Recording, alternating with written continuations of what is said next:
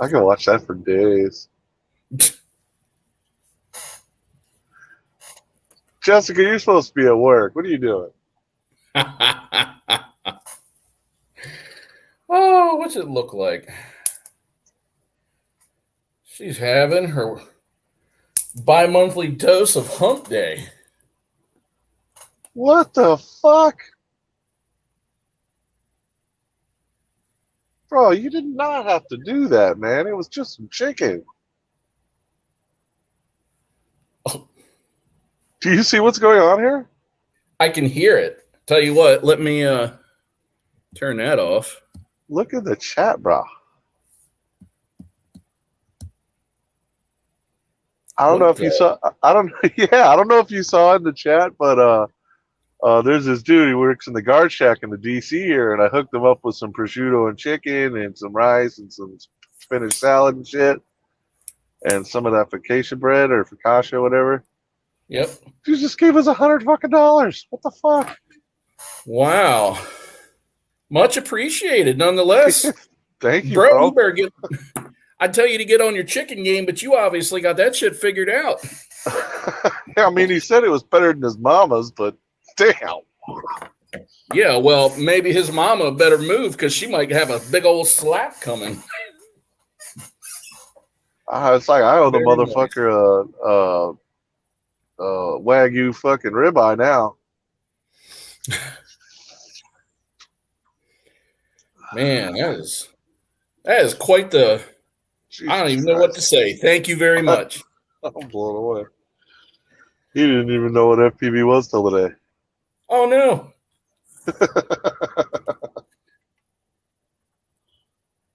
And he called it right. He said we were a bunch of nerds. Yeah, well, nerd is as nerd does. Yeah. Stuff like that. Stuff and junk and stuff. You know it. So how are you doing today, Chuckster? I'm doing pretty damn good, man. I had an easy past couple of days driving. I'll tell you that right now. Huh. I'm more sleep in the last 2 days than I know what to do with. Well, you were overdue with that, so that's good. Fuck, right?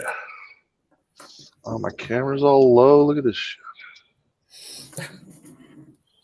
That's just the way it's gonna have to be. Y'all gonna have to watch my nose hairs the whole fucking time. Sounds like just another night in a hotel to me. Woo! All right. Entertain them, Josh. I'm trying to do some things. Holy shit. Bro. Man, stop that shit, bro. Serious. Wow. Tomakayo Gaming. Yeah, he's not Chinese or Japanese or anything. Well, despite the name. I mean, there was no assumption on my end. I had noticed it earlier, but I figured, $150 later is worth it me at least saying the name. Fucking A. Jeez. Ridiculous nonsense, bro. Keep your money, dude. Now I want some chicken. Shit. I thought it was a little dry myself. Obviously not. Right? Freaking, that's all right. You know what I'm going to do with that stuff, Tomo?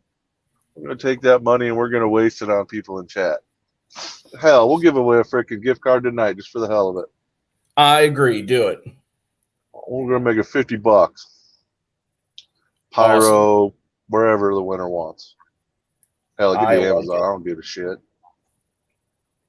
You know what? Amazon's fair game. I mean, you think about what they've done for the mail delivery service. I can't say for vendors that what they've done is good, but it can't be bad because everybody's selling there. Right. Well, shoo, man, this has been quite a week in some ways. The FlightOne thing? Yeah, I knew you were going to get into that. Well, the whole thing is, and here more than anything is where I keep going with, is that guy just cannot keep himself out of drama. Yeah, it's always kind of been his shtick, though. Yeah, kind of. All right, we're gonna lose monetization on this one. Or does that fuck with the super chats? Yes. Okay, shit. Because this really wants to have the sound on with it. It just makes it. Fuck. Oh man, Plummet, you guys. We didn't even do anything yet. I'm getting ready to trash talk your boy, and you throwing money? I don't know. I think Plummet's falling out of love. I think it goes back and forth. You know what it is? Plummet's one of those guys. He doesn't want to play games with configuring and tuning and all this other stuff. He just wants to fly. The problem is, I don't know of anybody out there, FlightOne included apparently, that has completely mastered that game yet.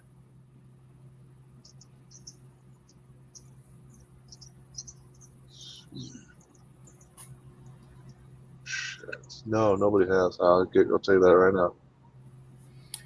I mean, some people have come pretty close, but I don't think anybody's nailed it yet. Now, with that said, Preston throwing out there, he wants everybody to know that they didn't get everything, and there's motherfucker, cool dude. Seriously, hold on. Seriously, stop, bro. Stop. Like, come on, man. Dude, it's up to $200 now. This is ridiculous.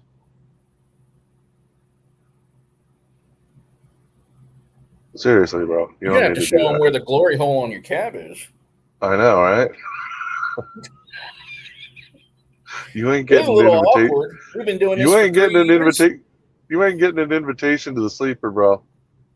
Man,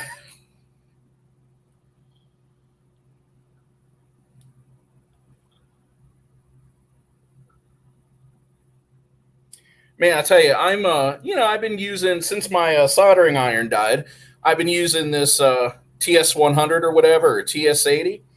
Yeah. And for a while I was using it with 4S batteries. Now, part of that reason is when I read the documentation, I could have swore it said that it was only 4S capable. And then I bought an external power supply, and I made sure that it was, amped and watted to be equivalent. And my only feedback, my only criticism about the thing has always been, it'd be nice if it got a little hotter, faster, so it could maintain its heat better. But for being a portable solution, I think it's absolutely fantastic. I was talking to somebody a few weeks ago, and they're like, bro, it's 6S compatible. I was like, what? He's like, yeah, it says it in the manual. I'm like, I read the manual. Mine said something like, 4S. He's like, bro, just plug it into 6S. Whoo, like a totally different iron. Yeah, I thought those things were a little weak, but I mean, they still did good. Bro, in 4S, yeah, I would say that especially for like hot stuff, it leaves you wanting more. And it took a little bit to get to temp. 6S, it's obvious I need a better external power supply. One that's shit. Sorry, Ray. I totally forgot. I'm fucking so sidetracked. Go ahead, dude. Oh, you're good. Ray coming in or something? Yeah. Sweet. Where the hell is my... Did I log out or what? Yes, I fucking did.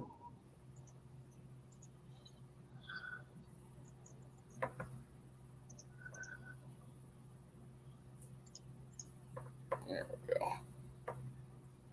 What you were saying? Oh, I don't know. I was just yammering. I need to get more focused on the show. So, but I've been trying to get this HD build down. So for you guys that don't know, I know there's a few people that aren't in the hotel. I've had the means to go HD for a little bit now, but time to do the conversion. Basically when faced with whether do I go out and fly or do I work on drones? The answer is always I'd rather go out and fly, right? So last week I got everything all ready to go. I got my DJI goggles and I'm putting my my analog module on them, and I fire it up and nothing comes on. And I'm like, that's weird. So I unplug it, check everything again, plug it back in. Nothing comes on. I'm like, will Well, you said sorry. Well, you said Ray a link, bro. Freaking, I can't get back in on my laptop. Yeah. So anyway, plug it in, nothing. And at this point, I'm like, oh boy, I really hope I haven't done a number on the goggles, right? So because it's a series of power cords and a little circuit board that allows everything to talk and communicate together. So I essentially unplug the circuit board, plug the power directly in the goggles, boop, fire right up. I'm like, sweet. So I take the analog. Oh shoot, there's my wife. I think I got to take this for a minute. Do it on air. Yeah, I'll be here. I'll be right back. No worries. Send her the link. Anyways, guys, while he's doing that, and I was trying to look and see if our super chats would get fucked. Hey, Double A, maybe you know. Were the super chats we've gotten get fucked if we play a copywritten song on this stream right now? Let me know, sucker. Because this shit is golden. Did he click the link? I don't know. I'm trying to get logged back in on my laptop, Ray. If I do it on my phone, it'll just freeze and you'll have nobody on the stream.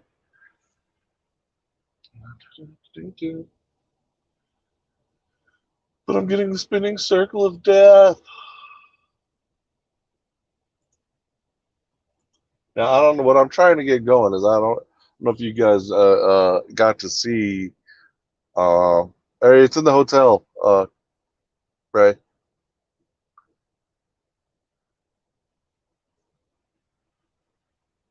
Shit. What does it though? What does it? See, I know it'll take monetization away, but I don't know if it'll mess with the super chats too. And I don't want to screw with that because ridiculous homeboy gave us $200. You're a fucking nutcase.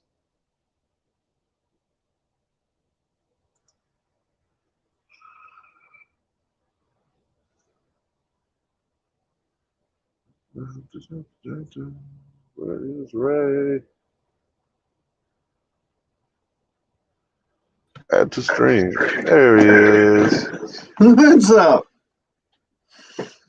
None, man. We're just, the normal shit show over here. Unprepared. Josh's wife calls in the middle of the stream. Fucking.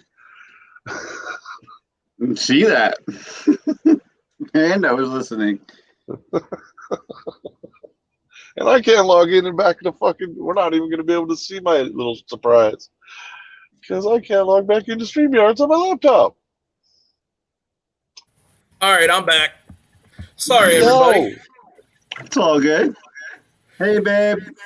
You should be on your way home. What's going on, Ray? Not much. Let me turn my shit down a little bit. Absolutely. So anyway, I know I'm just been all over the place. Sorry, guys. We had some stuff going on at the homestead, so I wanted to make sure everything was okay. I'll just leave it at that. But and then I completely lost where I was. Forget it. You were talking about all kinds of shit. FlightOne, you were talking about your Digi build. Oh, the Digi. So, yeah. So anyway, I plug the Digi in directly, fires right up. I'm like, sweet. That's awesome. So I take, I had one of the original True D modules.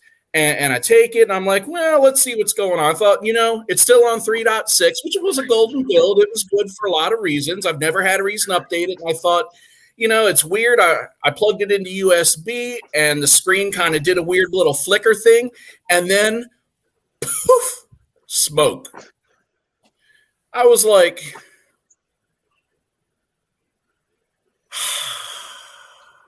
So then the decision becomes, well, I've got all this stuff for HD, but I got to do something with it. Like I was ramping up to do it, get everything in place.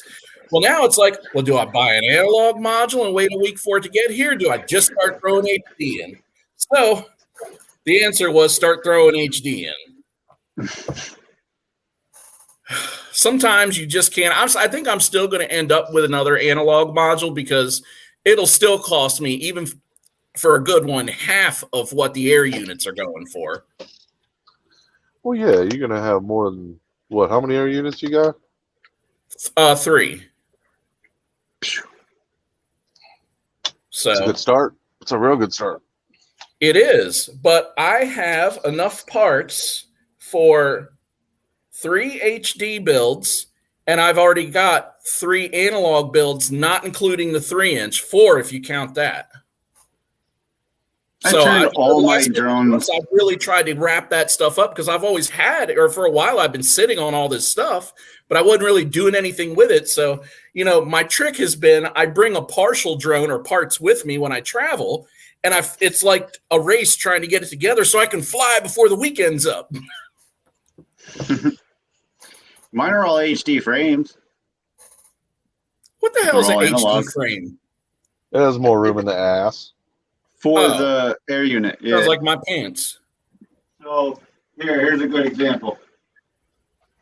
Carnage is just a regular Source 1, right? Here's the HD. Oh, it just got a little extra trunk space. Junk in the trunk. Yeah. Now, what are you doing with that? Like, do you need the extra room, or is it just more of a preference? Or I actually did a smart thing, I guess, for a builder, as you would call it, especially for a new pilot. I ordered the wrong frame. The HD frame came, and I didn't know there was an HD frame. So I had to reorder the original Source 1 for him. So because all I got to say is this was a 5-inch, but the 5-inch arms were smaller and thinner than these. So they broke. They all delaminated. Yeah, no kidding. Yeah. Yeah, they were pretty bad. But yeah, been a little all over the place. But unlike the last couple shows where I was really dragging butt, I'm actually feeling really good right now, and there's not even any coffee involved. I know, right? But I went and had some banging barbecue. I'm not even going to lie. Like, it's been a long time. And the barbecue that you took me to, Chuck, that was really good barbecue. But this, I have not had barbecue like this in a long ass time. Your wife's funny.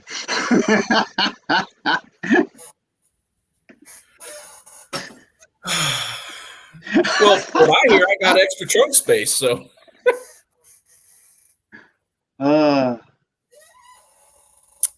No, it's even good. The, and then, of course, the sun's been up longer, all that comes in. The Mr. Croc I got an HD also because it's got so much room. Nice. Well, I'm still running these Alien 4-inch bodies, and it's funny. I was putting this together last night, and I was showing everybody how everything's fitting in there. And some of that is, custom TPU design. I've tried to put something together that kind of holds everything in there and still fits, and isn't so cramped that it looks like something's going to burn up. And Chuck was like, "Hey, you got to let me know if that'll fit in the 4-inch." I was like, "Bro, that is a 4-inch." He's like, "Oh." I made that face too. Pretty much.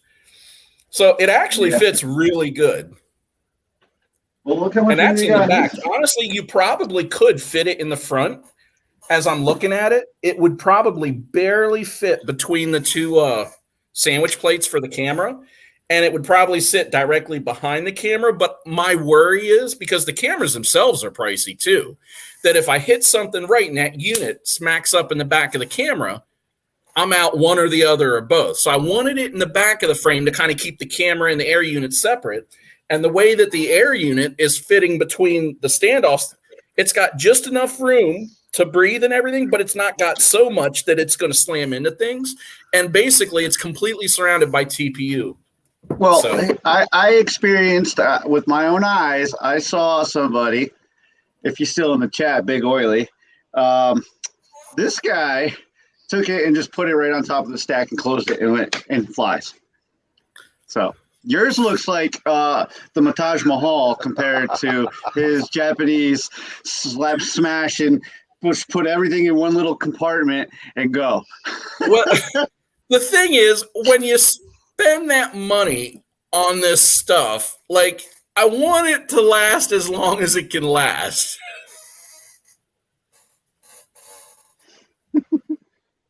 Huh. How could you? She should be on her way home. DMR Thunder 3. I didn't know anybody else. I didn't know. Well, besides Josh, I didn't know anybody else that flew this kind of rig, the Alien 4.5. I had never heard about it until Chuck said something, and it took me a while to catch on, jump on his train. Right, big oily. I actually put mine's a 4.5.6. Think about it. Yeah, but then you put like 2 millimeter standoffs on it and sent it.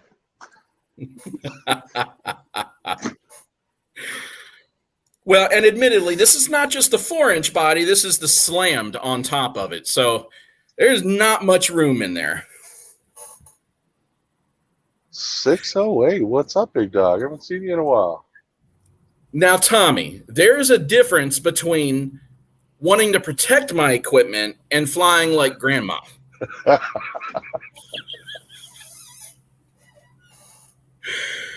I'm not going to say it on like air. a glider, Chris. That's hilarious.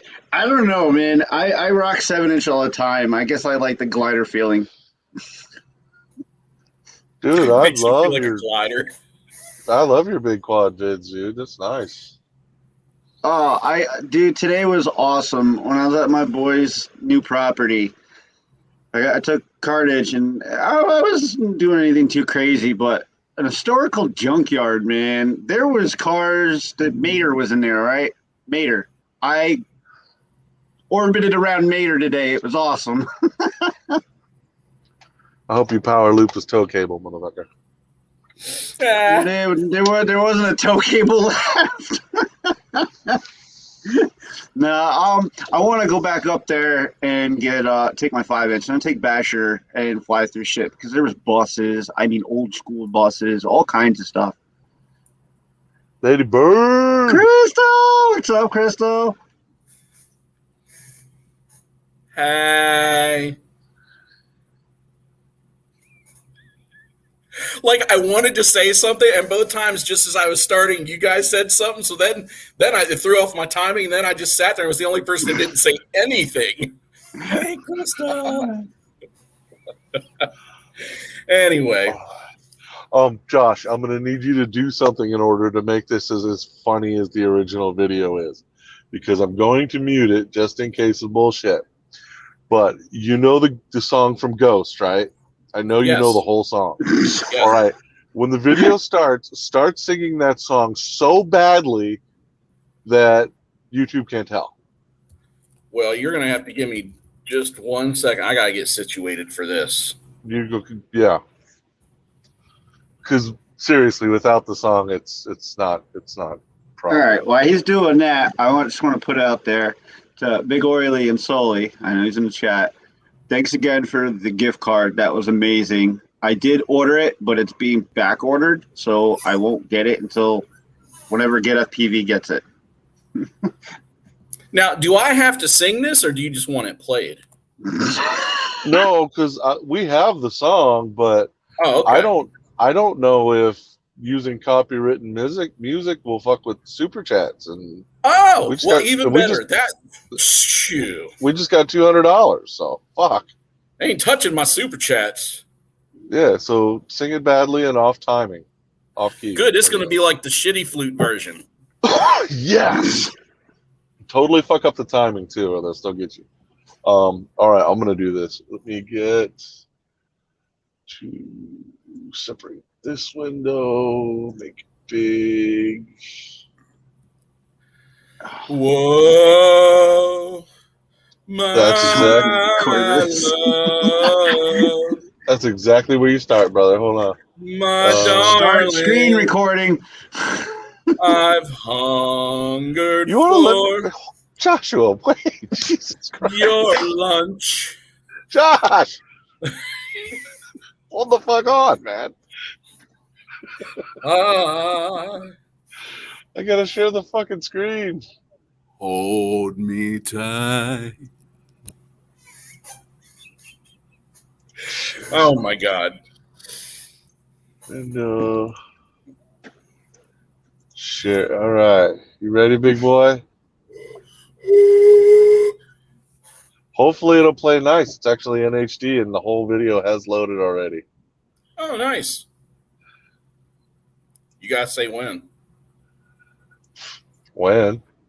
Now. Whoa, my love, my darling, I hungered for vampire boobs.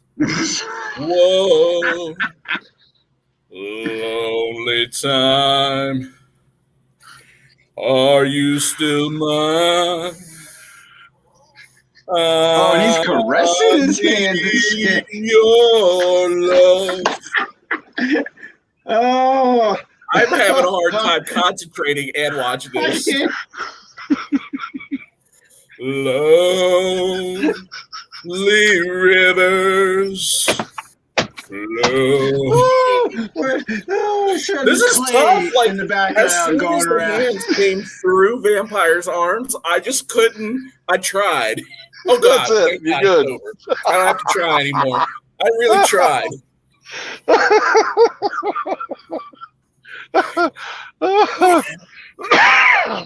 Jesus.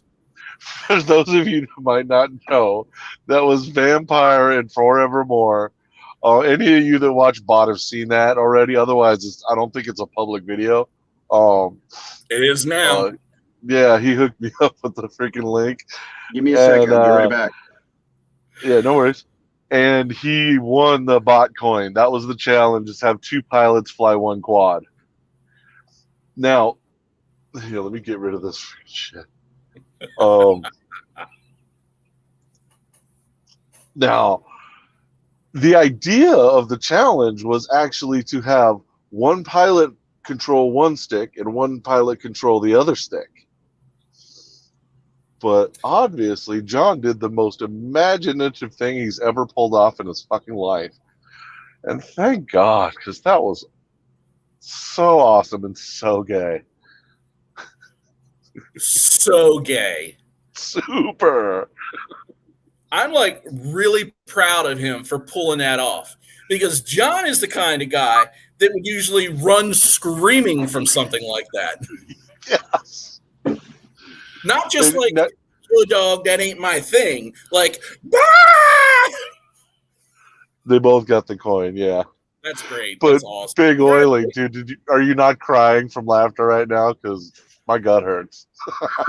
Yeah. I told him. I'm so glad I didn't get my coins that way. Whatever.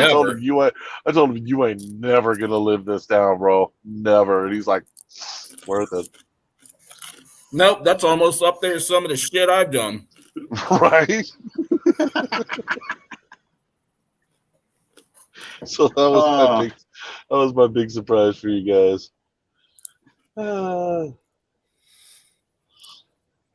So I'm gonna hop back to the FlightOne thing. You know, I actually found a lot of interesting stuff documented. Look, Chuck's like, whatever. Yeah, follow that up, bitch. Well, there is no follow-up to that. I mean, come on. This is what I think of Where am I FlightOne. possibly going to go after that? Yeah, well, hey, now you see why you had to shitty flute it, right? Because without the music, it's nothing. Anyway, yes, FlightOne. Well, you know, I think it was a year ago or almost a year ago, somewhere around a year ago, they made an announcement that they had removed the hardware abstraction layer from the software. And for you guys that don't know, basically, you know, you've got your flight control software and you've got your hardware. And in between it, it needs a translator because most of the time, flight control software does not speak the hardware's language. Well, because of that, there's an inherent performance hit. Now, we're all used to it, and the programmers are used to it, and they write everything to work around it. But nonetheless, it's there, right?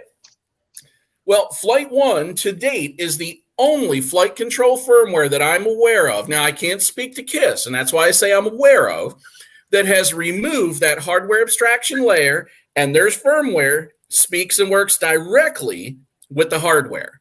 So that's huge. Sure. No translator in between. I'm pretty sure KISS does that because it's all in-house shit. Well, and I only said that I know of because obviously without access to certain things, you don't know for sure. Okay? And, you know, in the meantime, they've released Sim mode and Whisper mode and, you know, Cerebro and some of these things, right? But it's one thing to use these terms and pump it up and play the marketing game. It's something else to be able to actually see under the hood. So the kick in the nuts that they got was that Cerebro, or the AI filtering, maybe it's the same thing, maybe it's not, is essentially just a dynamic notch filter. There's nothing new. Nothing new in any way, shape, or form. Even the way it's implemented isn't unique or special. True. And this has actually been, Bardwell himself actually had already guessed at this previously. Well, yeah, I mean, there was speculation. Yeah, this was just confirmation for him. But what I found out was, or what I found that was really interesting. So we have talked before on this show about motion controllers. A motion controller means your drone flies through the air and it needs something to control both, you know, intended movements as well as to limit and control unintended movements. And what most of our drones use that we're familiar with is called a PID controller. I'm not going to get into how all that works, but it's been the norm. And FlightOne has a flight mode that doesn't use a PID controller. That is true, as far as we know. That means they are using a completely different motion controller than anybody else. And it's not that idea is brand new, but they are the first to market with it.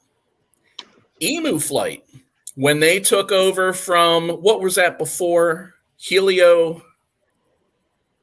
It was Helio. Yeah, that's Butterfly. I know. Butterfly, yeah. Butterfly. On the Helio, okay. Yeah. When Emu took over from Butterfly, one of the things that one of the devs said that really caught my mind was they were looking and evaluating at the possibility of implementing a new flight controller. But that I'm aware of, they've never done anything with that.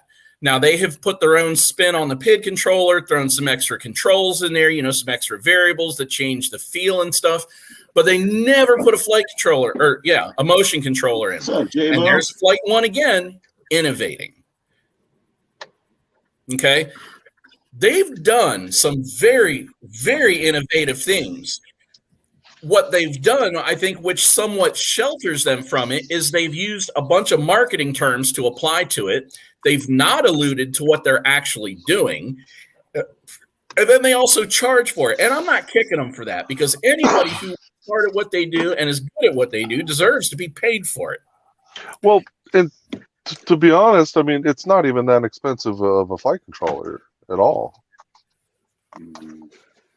What is it, like 40 bucks? Oh, it's not bad. Yeah. But I mean, there's a licensing fee.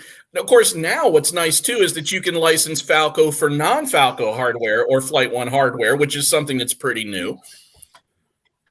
And, you know, they get some flack for not being open source, but it does go to show that they are not just they're writing their own stuff. So it is a shame. I do hope for FlightOne's sake, you know, as much as I don't care for some of the people involved with the project, I think the project itself has a lot of merit, and it would be a shame to have it spoiled. Well, you know what? As far as I know about everything, I mean, he has a lot more in store. So what they got a hold of is pretty much just the start. Right. That's what everything has been pointing. That's what Preston has said. So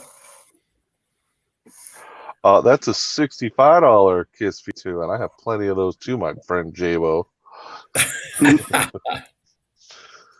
No kiss in this house. I still rather like them, even though they haven't innovated a goddamn thing that they've told anybody. That's the difference, though. They can keep their shit quiet, unlike fucking FlightOne. Dude, Felix is silent. Yeah, and nice, dude. I actually just got well, I'm gonna get in about 2 weeks. It'll be here. A FetTech Kiss FC, and so I'm gonna try Felix's new jam. Nice. Because I just found this out like 2 or 3 weeks ago. Felix is FetTech. I didn't know that. I thought they were just a company that got licensed to use Kiss, not that they were Kiss. So, do you know what the deal is with that? Like, what happened, or why did he reorganize, or what's the deal? I don't at all. I could speculate, but it wouldn't mean much. I'm just curious. It doesn't matter. It doesn't mean anything. That is something I would actually like to know. Because as much as everybody wants to talk shit on Kiss, Felix is an FPV god, as far as coding concerns. Well, there you have it. That boy knows his shit. Sorry. Say something, Raz. Jesus Christ. You guys are all talking and anyone interrupt. I don't know nothing about FlightOne besides that I burnt up 2 flight controllers and I'm done with them. Blip, blip, blip, blip, blip, blip. I want to fly, not sit there and fucking solder all the time.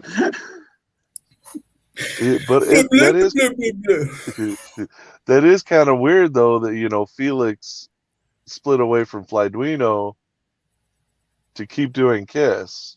Like something had to have happened there. And look, I admire the not throwing everything out there, because we all know, as has also been addressed during this leak event, that the hobby loves nothing more than some drama. Oh, yeah.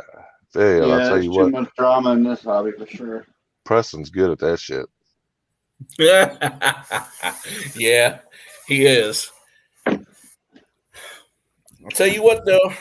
I've been enjoying going out flying with everybody. I'm really missing, really fiending some time to go out and fly. I've been a few weeks tied up. So whatever happened to you being in Poughkeepsie? That trip, let me look real quick, either got canceled or it was further out than I thought. Yes, I do. You know that's only like 40 minutes away from here. I know. But I tell you what, I've really been starting to notice more. It's easy when we were getting into this to see, this event, that event. You had all the racing events. You didn't have any freestyle. Anyway, and we've talked numerous times about trying to get out to the West Coast and different places that sport different things that aren't rolling hills and open fields, So I've seen the West Coast Throwdown before, but I've never really done anything than go, okay, another post about West Coast Throwdown. Do you guys know much about it? Like anybody that's been? Never been there. I know that Westside is part of that. Westside FPV. I know he's part of that stuff, but which doesn't surprise me because he's Colorado. Well, isn't it where it was at one time? Like literally by him. That was a few years ago. Jabo, no, I didn't know that you could do that on with the Falco X. I'm assuming you have to flash it over to BL Heli, or can you do that in BL Heli because there is pass through now? Yeah, that's actually a BL Heli thing. That has nothing to do with your flight control software. Yeah, no. Yeah, this is my Falco rig right now, and I will have another one sooner or later. But I actually have been having a little trouble with this thing, but I think me and Josh talked about it, and I might be able to fix it this weekend. Really? Nice. Well, I hadn't done anything since we talked about that. Gotcha. I haven't had a damn... I broke my transmitter antenna, Oh, So I haven't been able to fly for a week. So it pissing me off. And of course, me, and I knew what the answer was like, well, don't you have a spare? Why not? no. Never. I guess I just don't realize. Yeah, I just don't realize some of my habits. Like, I open my bag. Not only do I have a spare Immortal T dipole, but I've got a diamond in there too. Yeah, so Josh knows I ordered the diamond. Apparently he has let me know that it is pretty darn directional. I had heard previously that it was sort of directional. So whatever. I'll have an antenna and I'll be able to fly and I'll be happy. I don't think it's going to be a big deal.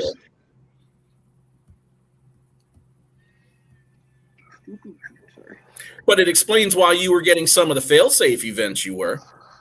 Yeah, little context for you guys in chat.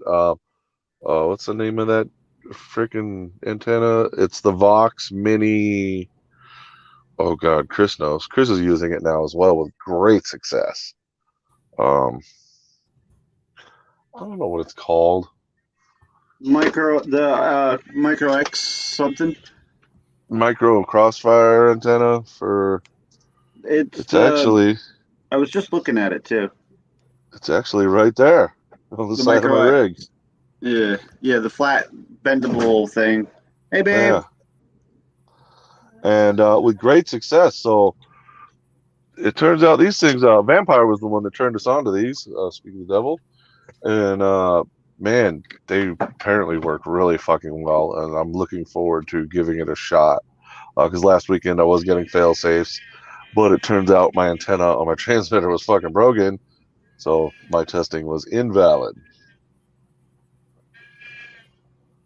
So yeah, I can't wait until we get that. Yes. July 20th. That is a date. Ah. That is when I will be in that area. All right. Oh. How long? I will make sure that I have some, an extra day up there somehow. You're going to say how long you staying there for. Oh, look, it's Fordo. It looks like he's been sitting there for a while. It does. I just look like this. Right. And Jabo, no, I have not done anything with the variable PWM because one thing I've noticed is I've looked around just to get straight to the point, so I'll move past it so everybody else can talk, is that the PWM frequency has a pretty big impact on smaller motors. On the larger motors, it doesn't seem to have nearly the impact. And is anybody else seeing Josh's screen freak out with Ray's image? No, I was looking down. I'm watching it now. It's just you, Chuck. Sorry. And 24K seems to be a really, really good spot for, 2306, 2207, even 2205, those size motors. So, no, I have zero incentive to play the whole if it's faster, it must be better game. That's way back to beta flights, 32K that did nothing. Been trying to convince Laura that for years. It's faster. Burn. Oh, sick burn. Speaking of sick burn, let's have a giveaway. Since there's like 5 people in here, so basically the people that are eligible for this giveaway are 608 Jabo and AA. If anybody else is in here, you better speak up now. Jess is in here. Yeah. You better get the heck out of here. That's good try there, Raz. I tried. Yeah, right. I mean, she was in the chat before. Check it out, guys. Basically, between the 3 of you and anybody else who joins in the next 30 seconds or so, we're going to give you a $50 gift card to wherever the fuck you want. Dear. If you want Pyro, it's Pyro. If you want Amazon, it's Amazon. You're getting $50. There you go. Thanks to our mysterious super chatter that gave me $200 because I cooked him a chicken dinner tonight. There you go. No, I Yes, didn't. compliments of Tomokayo Gaming. And no, I didn't blow him. Just chicken, I swear. Hey, you call That's it what they calling it these days. exactly. I think Raz needs the $50 to cover the ticket he's going to get from the lights he put on the front of his car. Well, I mean, technically, I just don't because have he's to have blue and red, and no, they are completely road legal. You just can't be driving with them on with blue and red. yeah. Hey, I don't know, guys.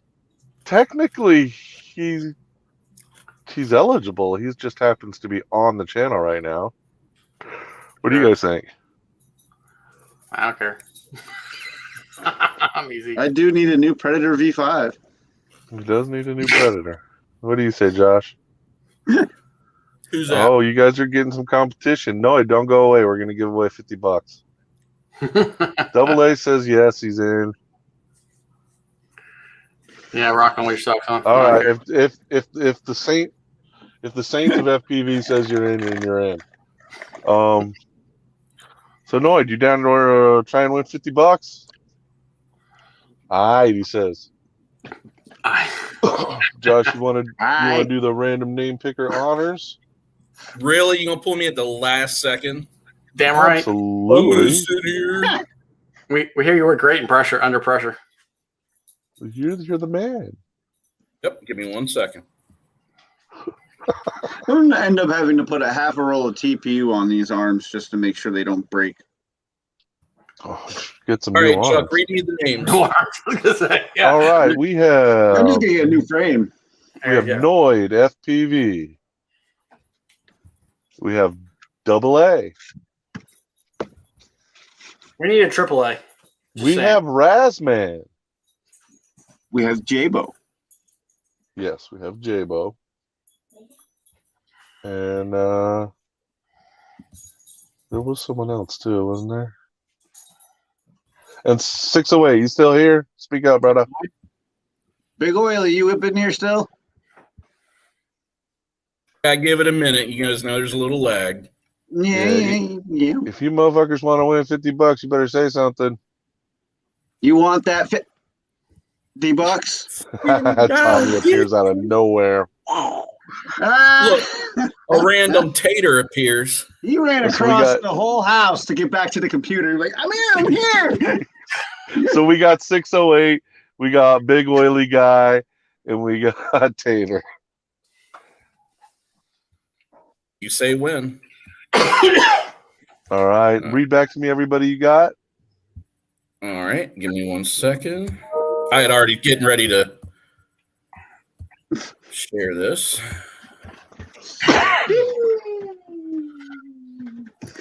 All right. I better not do that too much. Double A, Razman, Jabo, 608, Tater, and Oily Guy.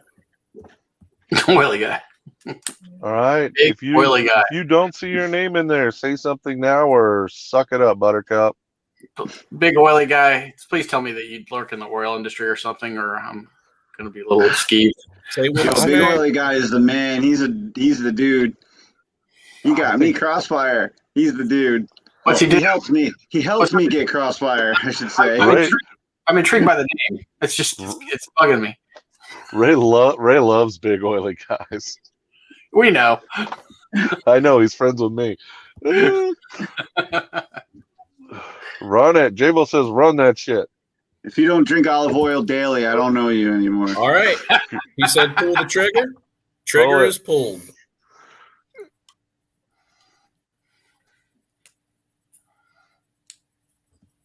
Don't know that guy. Now we get a lag too, right? Oily guy! Congratulations, Big Oily. Let's get off my screen. There you go. Oily, you just won $50, bro. Yeah, give Ray your email address. Yeah. I don't know if I need your name or anything. I don't buy e-gift cards very often. And you can let us know now, where do you want it? Any FPV store I you can want, guarantee you it's or Get FPV. or Don't- Amazon. I want to know where he wants it. Where does the big oily guy want it? Leave it alone. I had to go to a corporate class that I had to be nice to others, so I'm. I know, Joe. You seem rather subdued. No, it didn't work.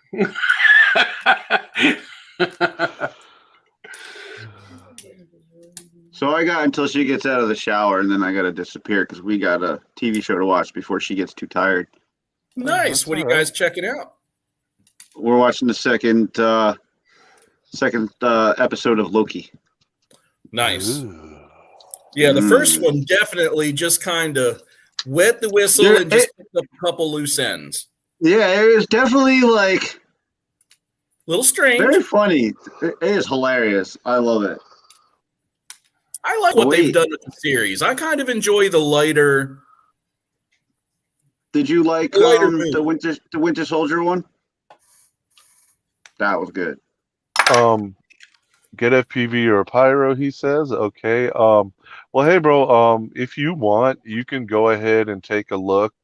Maybe there was something in particular you were looking for, and make sure it's in stock where you want to get it, and then tell us. That's also fine. Yep. We can be Since everything's been out of stock, and Ray talks with us on the daily as long as I guilt him into it. So. Hey, I've been pretty busy hanging out with my one buddy up in that junkyard. So, I no. was there. So, Joe, you want to show off your big rocket? Oh, yeah. Hold on. No. You better get the wheelbarrow. He's got her. But he has a bigger one. He does.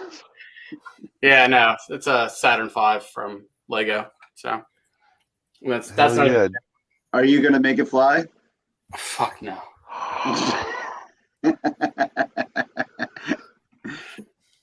Nah, this is going on the wall of collection. That with the Discovery and the Imperial Star Destroyer, which is downstairs. I'm not bringing that thing up because it's too heavy, and I'm going to break it and try to bring it up here.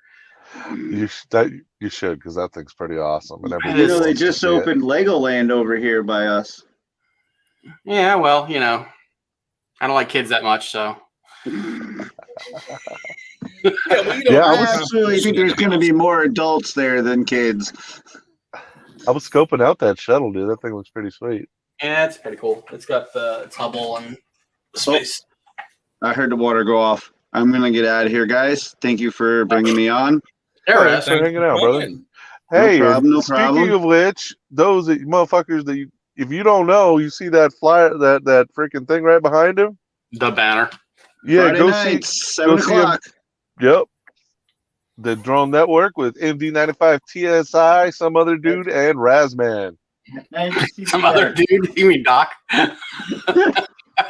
Yeah. Later all, Big Oily, congratulations. Yep. Get in touch with me, and I'll get the information to them as soon as possible. Time to go watch some Loki. He's going to go get his Netflix and chill on. That's what it is. Damn right. No, Disney Plus and chill. That just seems wrong. I know, right? No, it's because his lady gets all hot and bothered for that Loki dude. So Hey, well, whatever works he's for gotta you. go. Yeah. On that note, I'll check you guys later. I'm out. Gotta go. Oh man. I have a standing joke with my wife because she likes hockey so much. I used to say that's jacked up how much my sex life depends on how a bunch of other dudes play a game. And that's why he's a huge hockey fan. Exactly. Yeah, exactly. Well, actually, what happens is about the second period, you're like, is your team winning? Yes? No? All right, I'm out. I'll go upstairs. Fuck it, I don't want to do anything anyway. Exactly, right? All right, I did have one cool product to show you guys, since I do that every once in a while when I'm not lazy. And it actually is something you and Josh might be particularly interested in.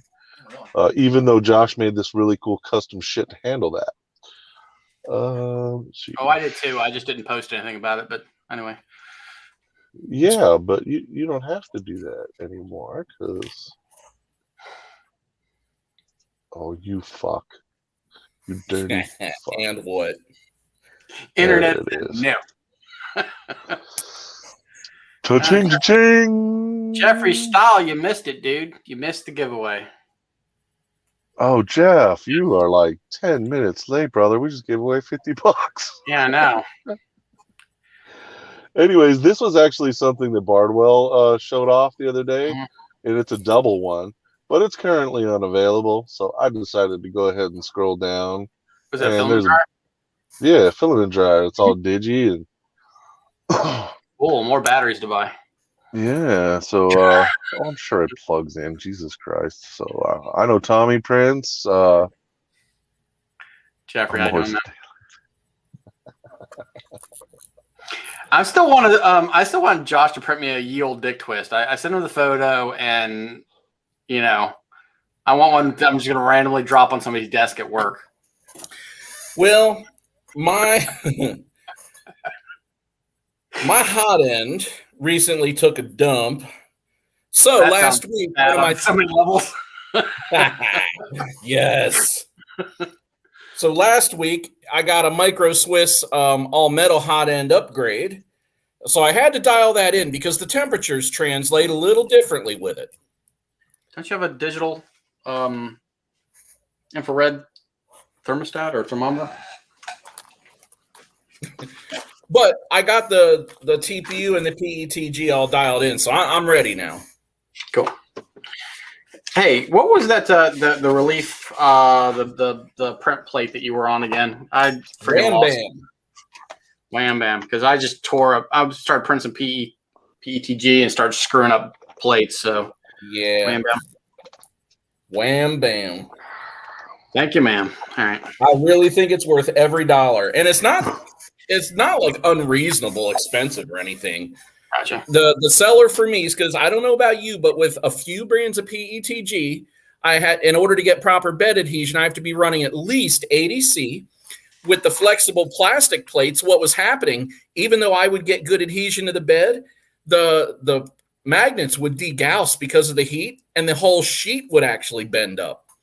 So the magnets on the Wham Bam system are actually rated to a lot higher. I want to say 200C. Something like that. It's way hotter than my bed can get. On top of being on the spring steel sheet, on top of the PEX coating that it comes with, everything prints beautifully. No lifted corners, everything just pops right off. I actually had the opposite problem.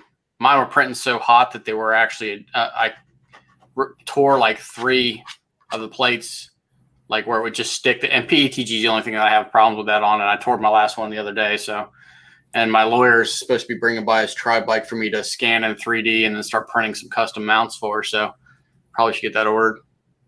Nice. Tommy yeah, G I've been very happy with it. PETG was the only thing that ever gave me problems for the same reason. It likes high temps and no problems with it. I wonder if they got any. And Chuck, on your filament dryer. Now, I saw that. I saw Bardwell's episode. And as I was even turning it on, I'm like, waste of money. Well, I do what Bardwell says he usually does. I turn my oven goes as low as 170 Fahrenheit. I make sure it is well through the preheat phase. And I just throw my rolls in there for a couple hours. Yeah, I know. But I figured it was just a cool little gadget for you printing dorks. Yeah, I agree. I actually have a big industrial food dehydrator, so I just I still haven't gotten my freaking caramelized dried out shallot dust. That's freeze dryer. Freeze dryer. I'm having some arguments with the manufacturer, but that's a different animal. Those tool bags, they sent me the RMA box, but still haven't sent me the RMA, so I can't freaking send it back. I'm like, and then I tried to get up with them the other day, and they closed out the ticket. I'm like, you fucking D-bags. Anyway, Harvest Right freeze dryers. Products are great if they work when you get them, but if they don't, their customer service sucks a giant dick. Yeah, I'm having the same issue with a knife company that I got a knife from. They fucking assholes don't answer their emails at all, and they gave me a faulty product. Yeah. Ooh. Was it? Fortunately, I got a better one. Oh, knife or sharpener? Knife. What was wrong with the other one? What was faulty about it? It was actually the sheath. Whoever made the sheath didn't flatten the rivets on the inside of the sheath, so So the first time that I put it into the sheath, it completely destroyed the finish of the knife. Nice. And it's a coated knife. Oops. Yeah. But I got this bad boy right here. I love this thing. Tommy's G's having problems with an e-bike. High carbon steel. He laughs. Well, I'm laughing because I've got one sitting in my shop that someone gave me because the speed controller went up, and they're just like, here. I'm like, okay, cool. So wow, that's an easy fix. Yeah, I'll just have to find a speed controller for it, and yeah. So Well, that may not be so easy with the shortages that have been going around. I'm missing no rush. It's not, I'm not dependent on it. So, what company is it, Tommy G? Because I was thinking about picking up a couple of e-bikes for the shop, but it may help my decision making. I can go with my usual customers or usual suppliers, but I'm thinking maybe looking for some other ones. If you want to know like the good shit, dude, you need to talk with Josh Ketchum. Yeah, but Josh Ketchum shit's not legal in our state, so that doesn't do me any good. Yes, but he will be able to just rattle off the good frames, the good suspension, the good shit, the good, the good everything. The bikes aren't the problem; it's the speed controllers and the engine or motors. Excuse me. Okay, thanks, Tommy. No, I'm still gonna put one of them. Do I have it here? Yeah, this one's. I have 3 of these that are gonna go on that trike I'm building. The 3 Uber motors that I had gotten. So these things are going on the trike I'm building now. 3 of them. So that bitch would probably do 80 miles an hour. That'll be fun. So what are the regulations on in your state that are fucking you on good bikes? So in Maryland, it can only be a speed assist, not a full, independent throttle. Right. Otherwise, it's a moped. And the only people who get a waiver on that, I have it's under 25 mile an hour here. So it can't assist you above 25 mile an hour. And then the other thing is the only thing where you're allowed around that is if you're handicapped. So I actually had a quadriplegic in the shop 2 weeks ago that has a quadriplegic mountain bike with a full electric assist. Hey, quadriplegic aside, those bikes are fucking awesome.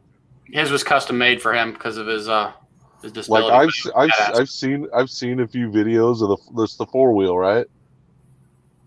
Mm-hmm. No, he has a trike. It was a trike. The trike, okay. Dude, those things are phenomenal fucking bikes. Yeah, his was pretty bad. He came in, thought he had a huge problem because he had an 11-speed 11-speed, or I can't remember which. It was the 11-speed or the 7-speed internal rear hub, or it's all internal gears. And he thought he had a big problem, came in, and I was like, oh, here, you're fixed. Guy was like, really? I'm like, yeah, let's just clean it up and get it out. This actually is I can't remember what this hacker. Oh, this is 149 RPMs per volt. So this is giant scale aircraft motor is what this is, but it's going to be a trike of death motor when I get a chance to weld up the frame. Yes. Josh, start singing it. What? Whoa,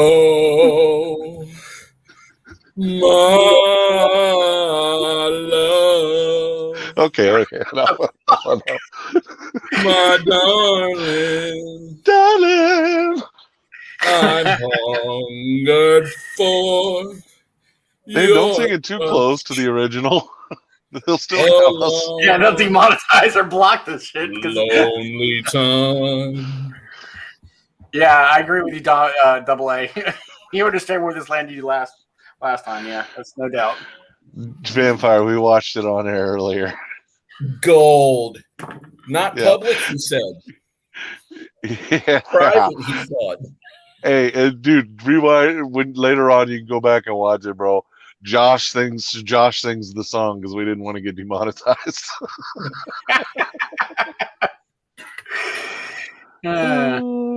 Shit was pretty cash. Was, I mean, it was so good that as I was singing, I found a hard time focusing, and I started like not singing the words just because I was so totally and utterly distracted.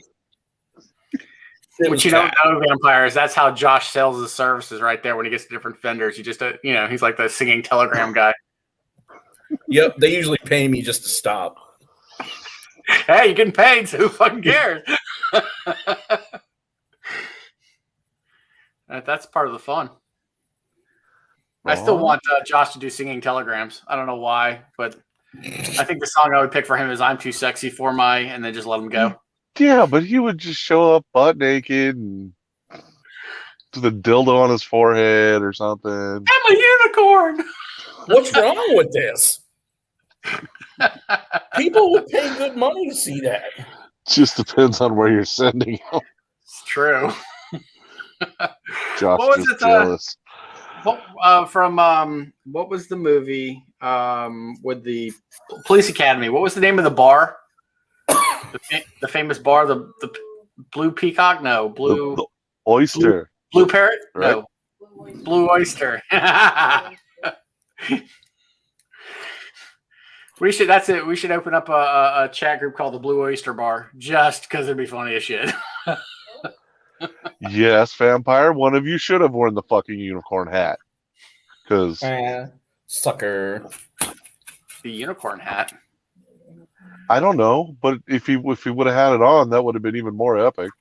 It's true. Oh man. No, it's Josh Welsh out on me flying this last week. He was getting like massaged or something, and like called me. He's like, "Yep, I'm out. Ain't coming by." Yep, no regrets. He's got the hookups on a happy ending, so you know. Oh, I wish. My wife hooked me up, not with a happy ending. But no, so our 20-year anniversary is coming up on the 23rd. And she knows I've, had some aches and pains. And she's been trying to get me into the masseuse, but it's hard sometimes being on the road and with some of the stuff that goes on the weekend. So long and short is, the lady called her, I guess, and had time last Sunday, let her know on Saturday. So last minute, she made plans and was like, hey, by the way. And I was like, well, fuck Joe. Yep. I got dropped like a bad habit. I even offered the happy ending, but, apparently not. Yeah. No, I would have dropped you too. But here's the funny part. I actually have a massage table right there. I mean, like, Joe would have given you a happy ending. I know. In a lot of ways. I even brought the peanut butter and let Finn finish off. See? Boom. Finn's a little toothy. Whoa. And a little aggressive for peanut butter. Yeah. Oh man, Vampire would be up for it though. I bet he'd be. Oh, he's easy. Oh, he's easy. Did you see the stick play on that guy?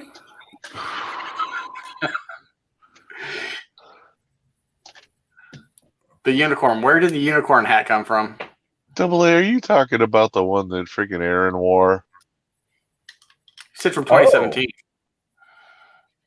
Fuck, that's why I asked that. Seems like an eternity ago.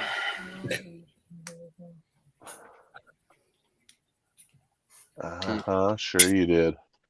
Found it at work. Yeah, huh? What kind of work?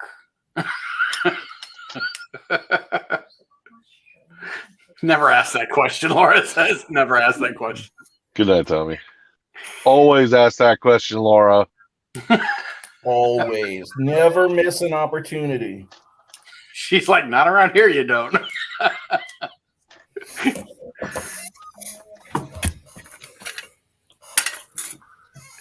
I threw that one away. It's me. What was it? I'm guessing it was a dildo hat. Is that what I'm hearing? Is it? No, the guy who started this channel, good old Aaron, he decided to wear a unicorn onesie to what's that stupid shit called? Was it IO or was it the other one? IO. The other one. Oh, you sure? No, I thought it was the Rotor Riot thing. Wait, it was Rampage. It was the first Rampage. Yeah. There's a video, I might actually still have it somewhere, of him dancing around in rave music in this fucking thing. Nice. Yeah, so like it ended up onesie. Yeah. PJ's thing. On a 6 foot tall freaking skinny white guy. Jesus Christ. I feel like you're at Burning Man at that point. And apparently, Aaron ended up naked because it got left on the ground somewhere, and AA had to throw it away. Nice.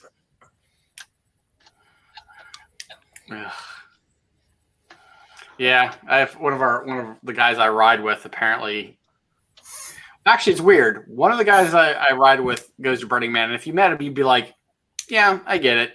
The other guy's like a lead engineer at NASA, and he goes to Burning Man every freaking year, and I'm like, "Okay." I've heard about something about that guy. Vampire. So was I, bro. So was I. Right, correct. I'm assuming he's rewatching what we showed earlier. Oh man, what is Josh manically working on? This HD drone. Yeah, okay. I see the smoke. I know, about fucking time, right? Hey, you're busy, man. I get it. It's all going in pretty good. Sweet. That's one of those tiny little slammed Alien 4-inch bodies, and it's all fitting in there fine. What the fuck is going on with those zip ties, Josh? Oh my god, dude! 2 things. So show me. So the Vista unit uses M2 screws to hold it down. So here you can see the nuts in the bottom of the mount, right? So they're just inlaid. They're there. Well, I left my M2 stuff at home, so this is kind of just floating around at the moment. Then I also left my M3 hardware, so these are too long. The other ones are too short, so I'm kind of holding everything in place with zip ties for the moment, just so I can get it all assembled. When I get home, I'll throw some bolts in it, some nuts. Ingenuity. Nice ingenuity. I'll say I don't know where you're at, but you can look up a Fastnell. They're every freaking where. I know.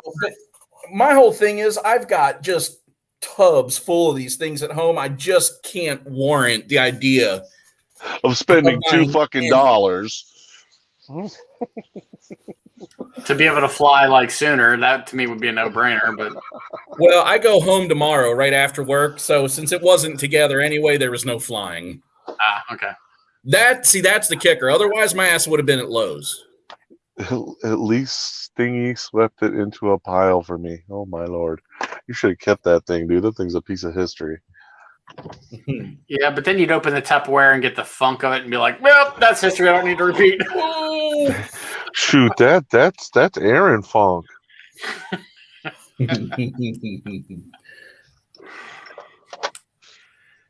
What was this, like out in the field somewhere that someone had to sweep all this shit up?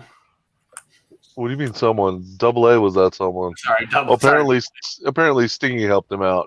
Okay. That's funny. Oh, man. All right, well, I know I got to get up in the morning for another retarded meeting, so. Yeah, I mean, we're pretty much just hanging out with Vampire and AA at the moment. Gotcha. Yep. So I like hanging out. Yeah, that's cool. I'm all right with it. Yeah, I've had. It's been interesting. I'll put it that way. I'll leave the rest of it off the air. I have never seen you so subdued. I'll say that. Just you look like you have been your soul has been trodden upon, and you're just a shell of a broken man. yeah. Have to save all my fight for. Oh, Josh, you need to read that. Oh, here it comes. Okay. No surprises there. I'm gonna leave that alone. Yeah. We could get him in trouble. Possibly. Trash. Yeah. What happened? At one point you were talking about replacing that with a different antenna instead of waiting for the antenna that came by that didn't work. The transmitter antenna. I got the diamond. No. You said you had another one that was from something else that you were trying to thought may work or may not work. Oh, the little dipole, the vast dipole. Yes, that you dude. tuck inside your stack? You would like these. The mini mini crossfire antenna. Yeah, it looks like a from flat Boss. patch, like a double-sided flat patch. Yeah, I've used them before.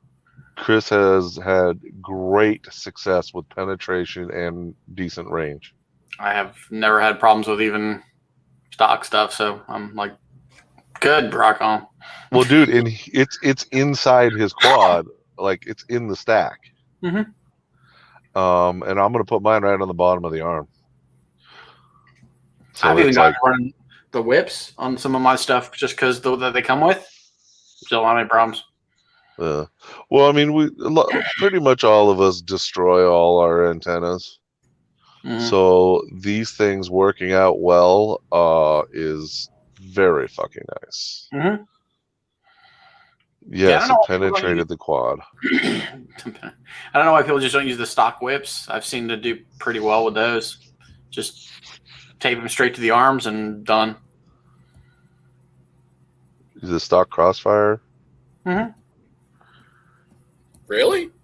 Mm-hmm. Without making them like this? The back arms are already that way, so I just wrap them in the silicone tape that I wrap my wires with, and that silicone stuff that I've been using. That doesn't make any sense, bro, because that shit's short. It only needs to go that far away from the body. You split it at the frame and out. I want to see. Okay. Oh, I don't want one down here, but I don't think I have any antennas up here. I got cameras for days and wires for them, but no antennas. Yeah, I'll show you later. I'll send you a picture. Cool. I also do it just all curious because me and Josh have both been through ridiculous amount of effort to try and mount said antennas or the Immortal T's in such a way where they did not get destroyed in 30 seconds. And I've been through so many antennas I can't fucking count them. Because usually the ground plane breaks. So yeah. Finding these Voss mini crossfire antennas and finding out from Chris that they work good, fucking excellent news. Good, wrong with them.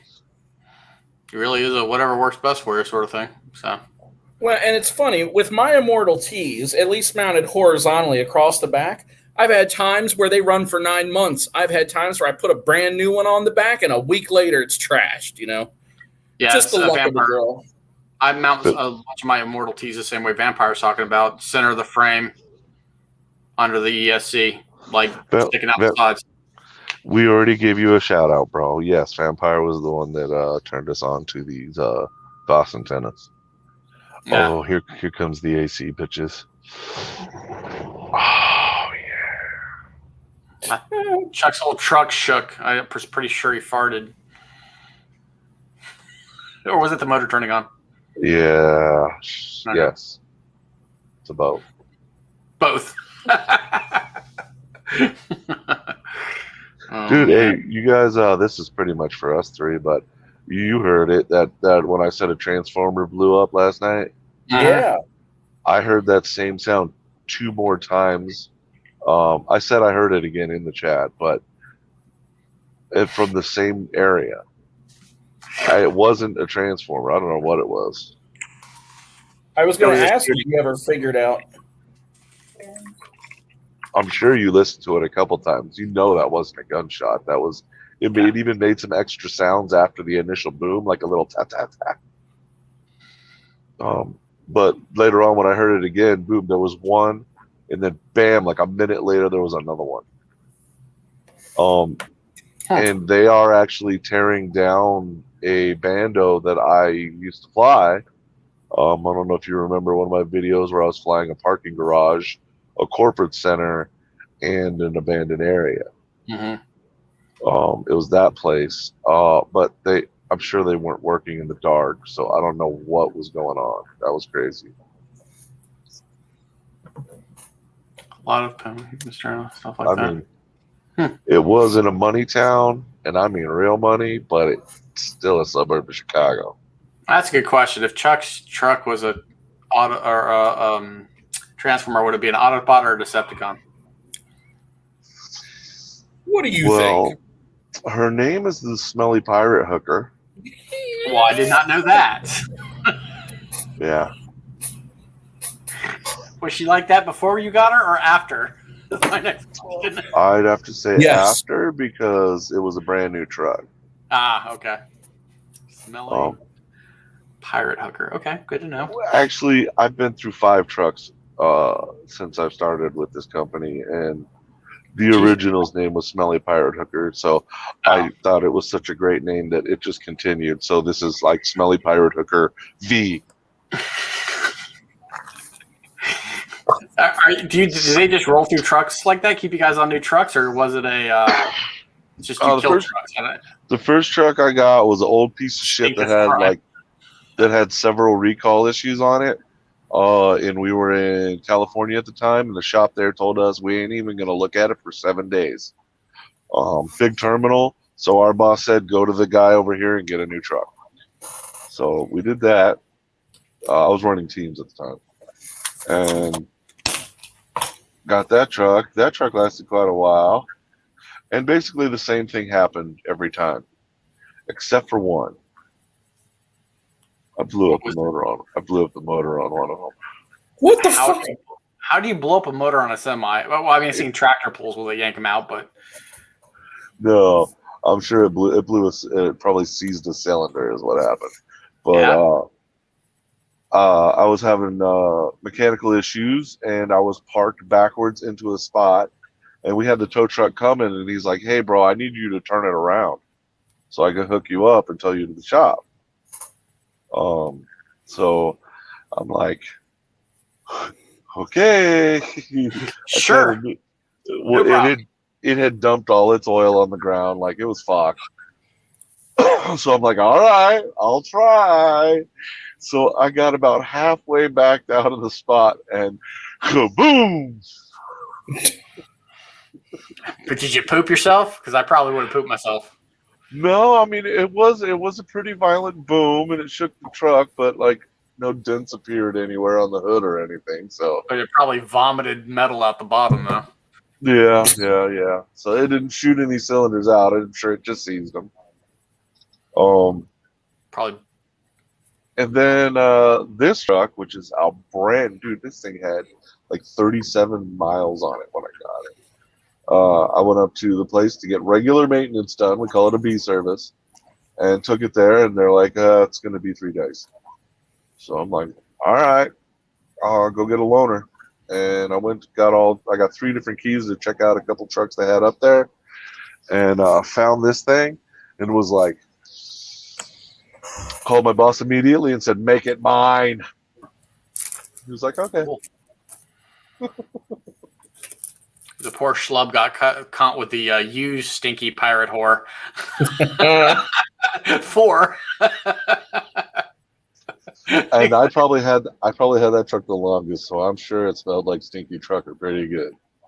It had a what's the word I'm looking for? Had a certain ripeness to her. Good night, vampire. After I got this truck, I was going on a run, and one of my tandem tires on the trailer blew out.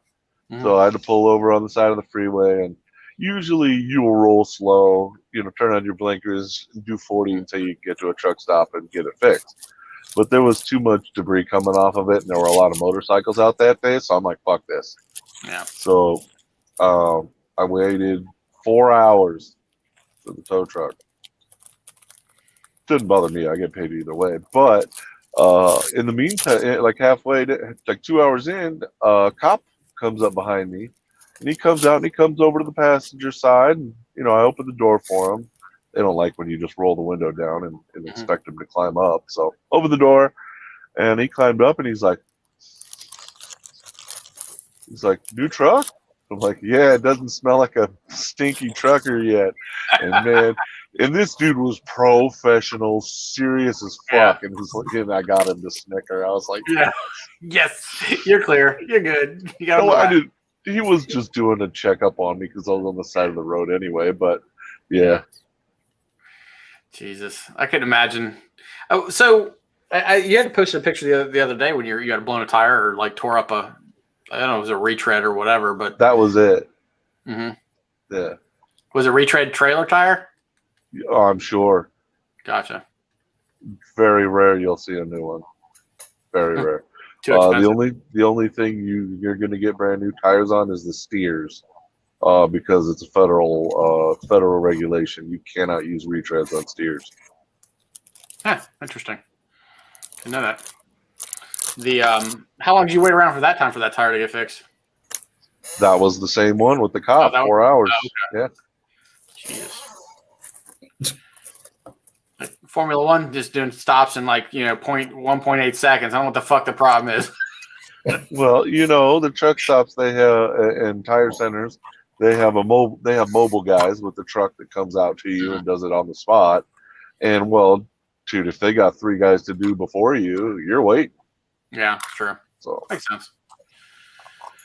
What would Joe have to do? I mean, same thing, but he's. I mean, I know when he's done or off not running, he's losing money. I mean, same thing, but he's paying for it himself. Really? Even if it's the trailer? Huh? Even if it's the trailer? Oh no, not the trailer, not the trailer. No, company. Yeah, so he would do the same thing. He would have to wait. He probably would have decided to just limp it to the fucking place while his tire explodes all over the place and puts what we call alligators all over the road. Why do they call them alligators? Because they stick in your tire and they pop your tire. Nice. Do not run over exploded semi tires on the freeway. No. Not even little pieces. Yeah, makes sense. That's why they're called alligators, man. They'll get you. Huh.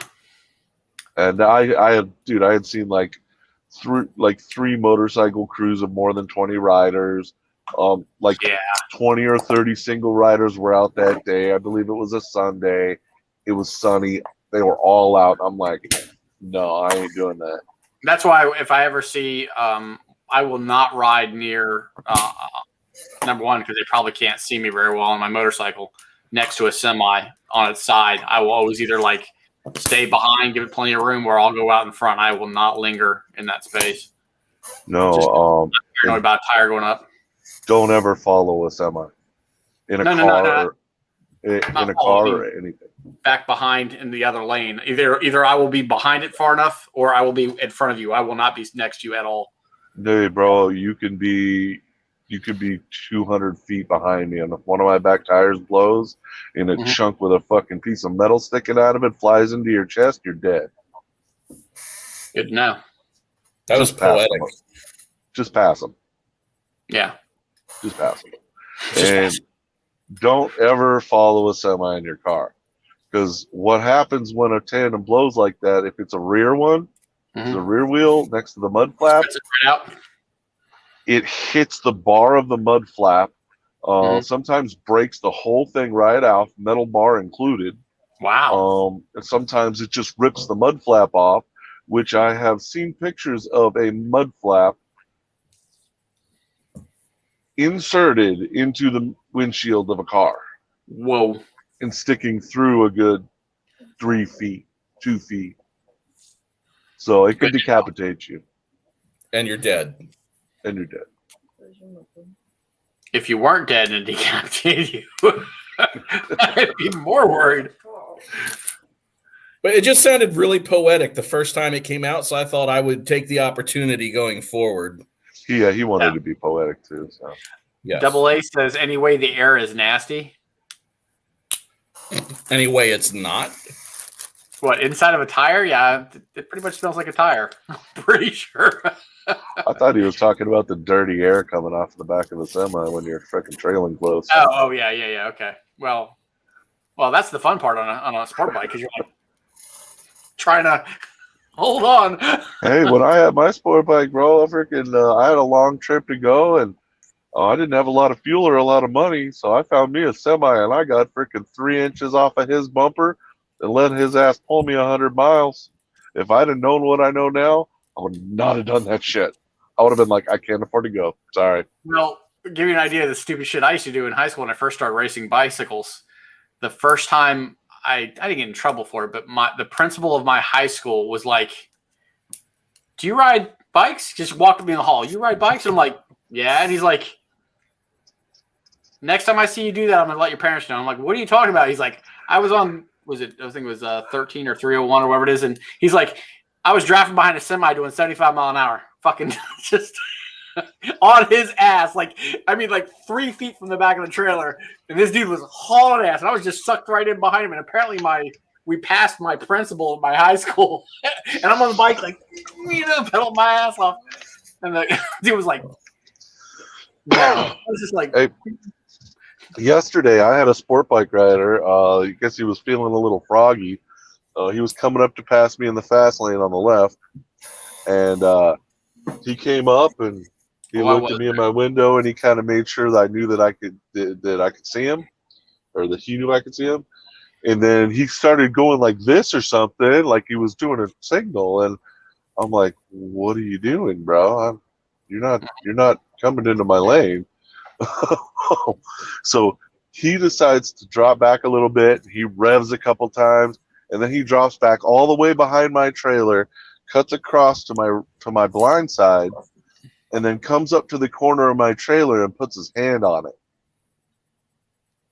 What the fuck? Why? And then he saw me look in my mirror, looking at him, and he just boom, and he took off. Okay. I don't know. The dumbest shit out here this week. Tell me you watched too many Fast and Furious movies. Now we're going to jump on the back of your truck. I thought he was slapping a sticker on or something, Yeah, he could have been. I went and looked later. He didn't. Did you see the one of the guy who got really set? Yeah, big balls. Double A says. Did you see the one of the guy who got the speed wobbles and lost control, flipped it, and then slid and bounced off the one underneath the ball hitch, hit his motorcycle, hit that tire and ejected him out the side from underneath the trailer and near the edge of the road. And the guy had it all on GoPro. Yeah, that close to becoming road meat. If you can find that again, I would like the link. I'll have to see if I can find it because the dude was like, I almost died. He's sitting on the side. People were like, are you okay? He's like, yeah, I'm okay. I almost died. I almost died. It's just like having Rain Man moments. Yeah. He's sitting on the side of the road just shaking, and everybody's walking up to him, and they're all like, you all right? I guarantee the trailer rolled over the bike. I mean, but yeah. Probably didn't even feel it. Really? I've had blowouts that I didn't feel or hear, and the tire was gone. Sometimes they're loud and they go boom and you go bump. Sometimes that shit don't happen. So, I mean, do you really notice it because I always wonder what happened if they had a heavy load in the trailer and they lost one of those tandem wheels. I mean, will the trailer rock? I mean, will you feel it shift? No. Really? No, because you have 3 tires on that side left. I mean, as long as if you stop and cut off the tire, which I've never done, or it peels away and flies off on its own, You can just keep going and going and going. You're breaking the law because if you got heavy weight, because you know, so much weight per axle. But other than that, no problem driving to a whatever truck stop you need to get it fixed at. Do people get pulled over for a flat if they don't realize it? I mean, would a cop be like, "Oh, absolutely." Really? Huh. I didn't know how you're like. What do you do in that case? You're like, dude, I swear to God, I didn't know it was. I mean, what are you gonna? I mean, what are they gonna do? Yeah, true. Either way, it's your fault. And then you died. You know, Double A's asking how far you stick your nose up the next rider's ass. That's what he's asking. Depends on if I know the rider. I'm within 3 inches easily, or less. And by he knows the rider, he knows that rider has never shit himself and kept riding, because that is a thing. No, it's within 3 inches of the rear wheel from your tire. You're responsible for your front tire, because if I fuck up and cross, so I put my tire sideways to his, and he changes lines, I'm going down. There's nothing I can do about it. Instantly, I'm going to be on the ground. Usually, you can hit another rider tip to tip all the time, no problem. Yeah, tip to tip, dick fight, whatever. Yeah, I saw Chick's face. I knew where he was going. But you're responsible for your tire, so literally you can get as close as you want. If I don't know the rider, which means some riders, if they don't know what they're doing, when they go to take off, they'll actually step up and push their bike back, which will slam it into your bike. So if I know a rider does that, I'll give them more space, knowing that they do that. If I know the rider and I know they're very consistent, which most triathlon riders are not power riders, so they're very easy on the accelerator, I know I can get closer. If I don't know the person, I'll give them 6-8 inches easily, just to watch what they're doing, because I don't trust them. 6-8 inches, you're losing a lot of that slip, though, aren't you? Nah. No? Usually have U.S. triathlon and U.S. Triathlons you're not allowed to draft on, period. You can't get behind another rider, and you have to give them 3 full bike lengths. If you're a pro, you have to give them – actually, pros have it much worse. You cannot be within line of sight on the same line. So if I'm riding and I see another rider directly in front of me, and an official drives up behind me in a motorcycle, and they see I'm in the same line, I can get penalized. For age groupers and non-pros, once you break that 3 bike length, you have 15 seconds to pass.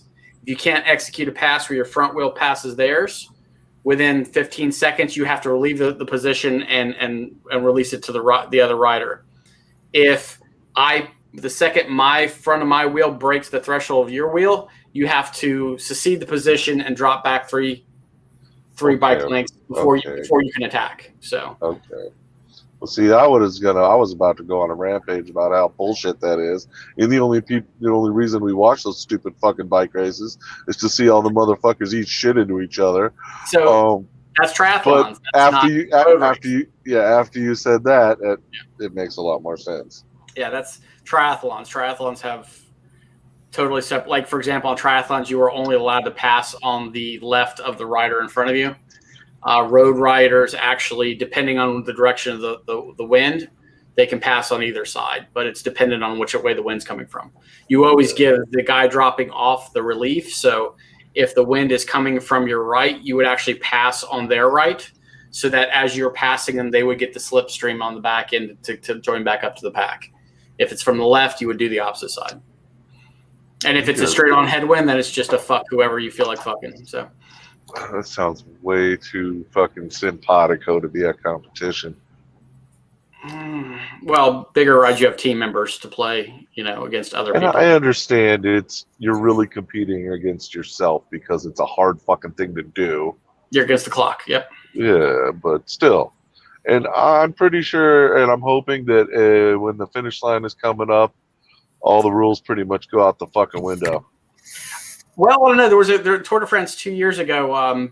Peter Sagan got in trouble for headbutting somebody into the barrier and went all the way to the finish. Dude, I'm not even joking. You think it's always funny. I usually watch Tour de France for the finishes, because they're just fucking nuts. Anyway, he was riding, and a rider tried to squeeze between him and the barrier, and he just went whack and fucking hit him right into the barrier, and he got kicked out of the tour.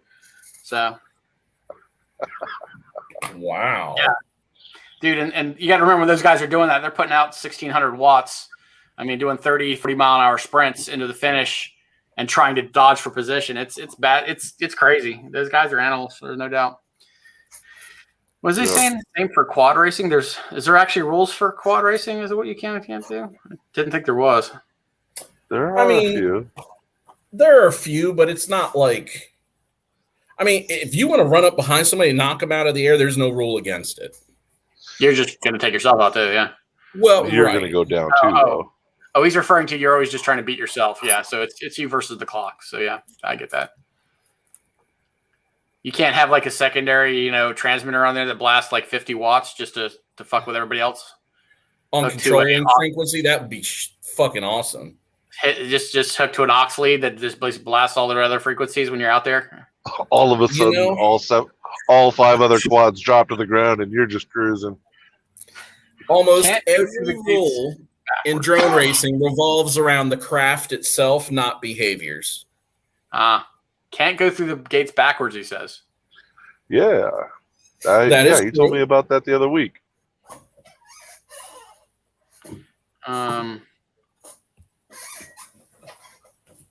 Yeah, actually, the funny part, Double A, is actually the best way to tell when you're in someone's slipstream on a bike is actually using your face. Your face actually is very sensitive to wind, so you can feel when you start slipping out of the slipstream. Yeah, Josh uses a smell. When it smells like a cross between sweaty balls and sweaty ass, you know you're in the right spot. Yep, that sickly, sweet, fucking jungle ball smell of someone that's been riding for an hour. No, what's far worse than that, actually, honestly, on a really hot day, is having the guy in front of you because everybody's sweating their ass off, and you get into a headwind, and all of a sudden you feel something wet just hit you in the face. You're like, oh, it's sweat or something. I don't know what it is. Oh, and you know motherfuckers have been pissing themselves too. Uh-huh. So race over. Catch y'all next week. So here's the thing, though. Nobody does that unless you're a pro. And here's the reason. Because you have to work on your own bike for the most part. Pros have, like, mechanics that, they can be like, here you go, buddy. Nobody wants to clean that shit off. So people will not pee on their own bikes. I don't care what anyone says. I know guys that do full Ironman, and they will go to the freaking porta potty on the side of the road. You're like, I'm not pissing on my bike. It's like, it's a $10,000 bike, you fucking asshole. I'm not pissing on it. Here's the other thing. You will know when someone does, though, because there are pros on the course, but you'll know when they do. Why? Because they'll do it near a water stop, and they'll grab a bottle of water, and they will spray their bike down. If someone's spraying their crotch and spraying the bike down, they fucking pissed on it. Just that simple. It's not hard. I can imagine, dude, if you got to piss and you piss on after you get on the bike, and an hour later you're going to be bloody and raw and fucked up. So here's the funny part, though, is that you actually have a bigger problem. You have a bigger problem of not pissing because you're so dehydrated that most people don't have a problem with pissing. That's not a problem. You know what I mean? It's just like it ain't gonna happen. In fact, the funniest one I ever saw was I was at Ironman Williamsburg. Yeah, Ironman Williamsburg. Like, it was this really badly designed course because it was a lot of it was freshly done. So like half the run was on asphalt, straight up asphalt. The other half was done in the woods. So you literally, like, it was horrible because it was 13 laps of the same stupid course. It wasn't like a big out and run back. It was literally a tight, 2-mile loop. Well, anyway, we go in, and so you go from like baking and broiling to like being in like the woods where you're getting a good breeze. So the bad part is people were getting super dehydrated because you go out on the road, you just bake. You go into the woods, and all of a sudden you got this breeze, and you're like, oh, I feel great. And they put it like you would go into the woods, and immediately like there's the water stop. So people were like, I don't need water. I feel good. I'm cooling down. I've got this nice breeze. But then you get back out on the road again, and then you just bake. And then by the time you get in the woods, so people were falling for it and weren't drinking. So get to the finish line, and they have a division called Clydesdale. Any male that weighs above 250 pounds is considered Clydesdale. So, yeah. Well, I'm coming into the finish line, and this dude like comes in next to me, and this dude is jacked. I mean, he's like just freaking like mountain of a man, like all muscle. I was like, God damn, you know. He gets to the finish line, and I'm feeling like shit. They've got buckets full of ice and towels in your head to cool down. This dude gets there, and they're like, they have to carry him off. Yeah, yeah, that's no doubt there. We carry this guy with a med tent, and I go to the med tent because I'm dehydrated as hell. And I'm getting on these ice towels trying to cool down because it's like above 100. I think it's almost 100 degrees that day. And we're sitting in the nursing staff is like, okay, this dude looks rough. He's hurting bad. They go, hey, Clydesdale, big dudes. Athena is what they call the girls, which I think is kind of, it should be equal. They should be just called horses or whatever. Anyway, we get to the thing, and the nurse is like, look, I can't give you an IV until we get an accurate body temperature, because if we give you too cold of a saline, we could throw your body into shock and you could have a real problem. And the guy's like, okay, whatever. And the nurse is like, well, the only way I can get an accurate temperature is I have to go rectally. And I swear to God, this dude was like looked like he was dead. He's like, nope, gotta go. Stands right up and like marches right under the thing. And the nurse is sitting there with the thermometer. He's like, well, I guess we know where this guy draws the line. Dude, whatever, man. That shit's dumb. He was like, nope, not doing that. Gets up and just walks right out of the thing. And the nurse was like, that dude's gonna fucking die. Yeah, well, he's gonna die of fucking asshole cancer too. Because if he can't stand a little tiny fucking thermometer, what about when they stick a 15-foot hose up his ass and blow it up? Well, that'll involve therapy. Yeah, exactly. Or Quaaludes. I thought those qualified as therapy. We all have that to look forward to. Oh, yeah. More water. Exactly. I agree with you on that, Double A. I was like, dude, I felt like shit. I just sat there and like just kept having put cold towels on me. I was good to go. But yeah, this dude, he looked like he was hurting bad. So I don't know if he lived, but don't care. I just got finished watching Wolf of Wall Street today during one of my meetings. You'd never seen that before? I've seen it, but I still haven't. You still haven't seen that? Oh my God. Such a good movie. Dude, you need, like, next time you're in the mood for a good movie and you want to laugh your ass off. That's all. Really? You never seen either, Mystery D? Jesus Christ, dude. Oh, man. Mystery D ain't seen shit. Mystery D ain't seen shit. Now I know why Josh walks funny every now and then. He just got some rough masturbating going on over there. 50 Yeah, grit, man. baby. Filing them babies down. Going Bardwell style. Shaking my batteries to get that extra capacity.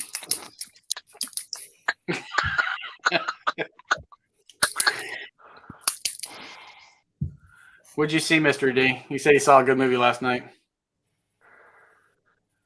Tater even approves of Wolf of Wall Street. Yeah, but Tommy really ain't. Tommy don't. Or is it Tommy that doesn't watch movies? Who is it that's never seen any of the fucking movies in chat? I don't remember. Everything we bring up, I haven't seen it. I haven't seen that.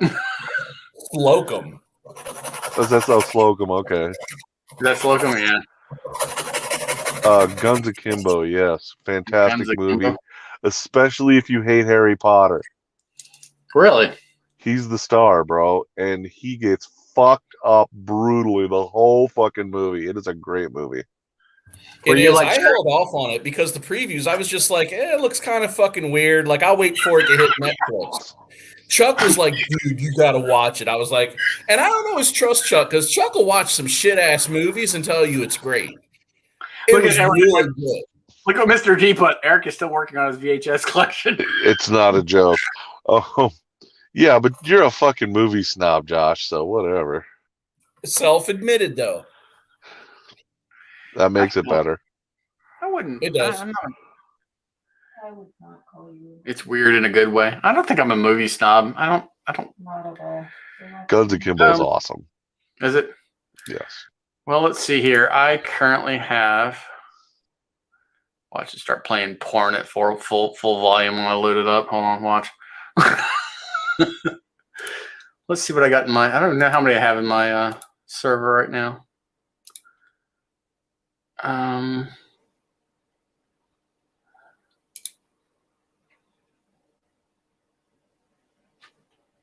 Come on. God. No, that's porn. That's different. I don't know. I have probably 304 movies in my server right now. So, Alrighty. just a few. Speaking of porn, your last couple days of memes have been fucking platinum. I was to a point today, I started sharing them with the 2 guys I'm working for. Oh, really? I had them in fucking stitches for like 45 minutes. I still, to this point, am convinced if I ever get another accident and someone freaking pulls up, the cops pull up my phone to try and figure out who I am, they're going to be calling some agencies about some stuff. He's unconscious currently. We'll just go ahead and cuff him now. Mystery's like, we knew you liked the different porn. Not that different. Insert tab A into slot B is pretty much most of it. Or tab A, B, and C into slot A, whichever one you prefer.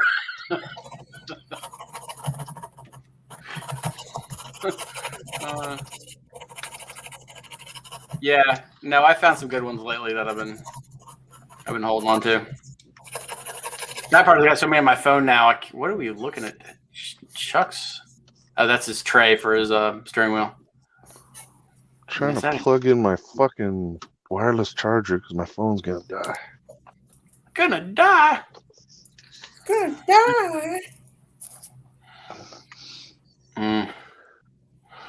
Josh is jerking off with 50 grit. Yes, he is. He's trying to get those love bumps off. Yeah, they take a little bit of work. And they just come back.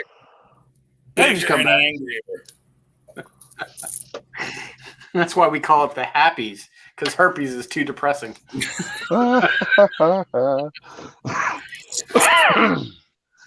Does the steering wheel come off? Mr. D's like, I'm a 200 grit man myself. If there ain't friction, there needs to be. It's all good until you forget you've got that on there and you go to turn your steering wheel and all hell breaks loose. How do you think I broke my fucking laptop screen? Oh, really? Yeah. My laptop's actually... See, I've got the full curved screen right there with the phone hooked up to it. Cool. And I've got the laptop hooked up to that one. And the laptop's sitting over there. And I got the wireless keyboard and everything, so... Gotcha. I got a new screen should be coming. Fuck, I hope I get it this weekend. Stubborn scabs. Jesus Christ. Hey, but once they come off, you're good to go for a while. I have a joke about that, but I'll save that for later. About scabs, but... Uh-oh. Well, let's see what happens. No multimeter. So let's see. Yeah, boy. Fire. Where'd my battery go, goddamn? Oh, he's got a short stopper. Man, you pussy. You got me all excited and half chubbed. Yeah, he's got a short stopper. The odds are very unlikely anything fun's going to happen. So he's up in it now. I'm hard again. All right. I didn't plug the flight controller in yet, so I want to make sure there wasn't fire first. Should have got some ESCs, right? I did.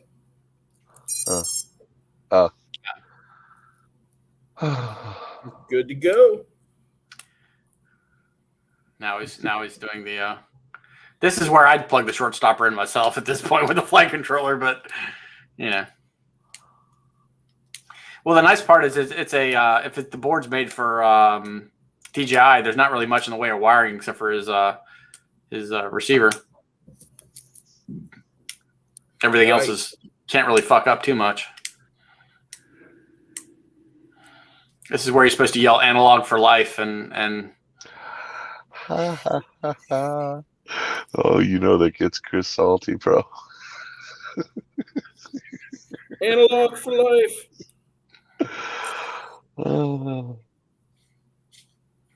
Hey, Chris will even said, or he even said, "Don't be talking trash," as we did There it last is. time on the show. Good to go. Sweet. no fire.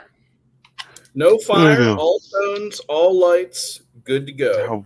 We just went down to one viewer. No. I'll tell you what, the guy sent me this looking for a review, and then like the world ended in my house last summer. This thing is fucking awesome.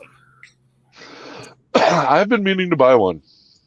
Dude, if you don't want to mess with a multimeter, at a minimum, get one of these things. It is worth every penny. I would legit buy one to keep on hand.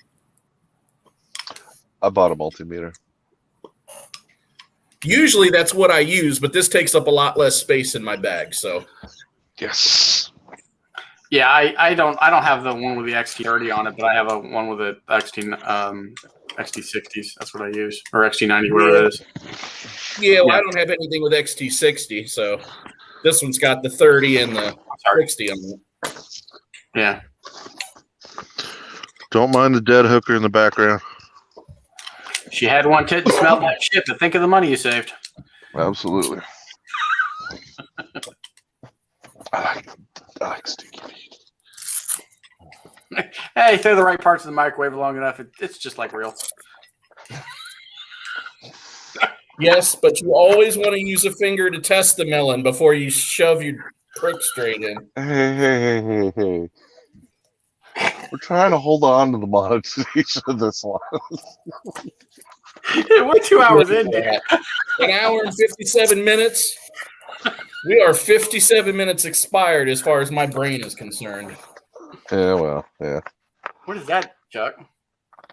My multimeter. Ah. Not sure what to do with it yet, but he's got one. True.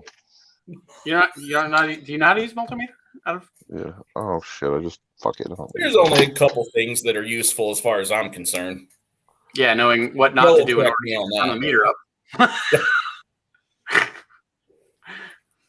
Oh wow, it's got big letters and everything. Yeah, it's all automatic too. It knows what you want to do when you put the pins down. Yeah, but you got to be careful if you're. The reason why multimeters have multiple sets, usually for the alligator clips or whatever you're doing, is because if you plug the wrong one in, it will fry it. Yeah, it has them. You have one common ground, and you have one for amperage and one for the other one. But if you do the wrong thing, you can fry a meter. So I know. But otherwise, if you're just testing to see if shit's grounded out, it knows you're trying to do that. yeah. If you're testing for voltage, it knows you're trying to do that and just switches to it. So I like Is it DC AC compatible also? But I believe so. Okay. Oh no, I could stick it in my wall socket over here and find out. Find out real quick. You'll know damn near instantly when the fuse goes pop. It was like $30, so it wasn't even expensive. That's not bad at all. I still have one. I had a nice one in college, and I replaced it after the house fire and got a nice one again because good multimeters are one of those things that they'll last forever if they're treated well. Yeah, I've learned that around the house too. I was gonna get one of them, the yellow ones with the twisty knob and everything, but I don't know how to use it, so I didn't buy it. Makes sense. No, I get it. Plus, I use this thing for one thing. Sure. Well, it'd be good.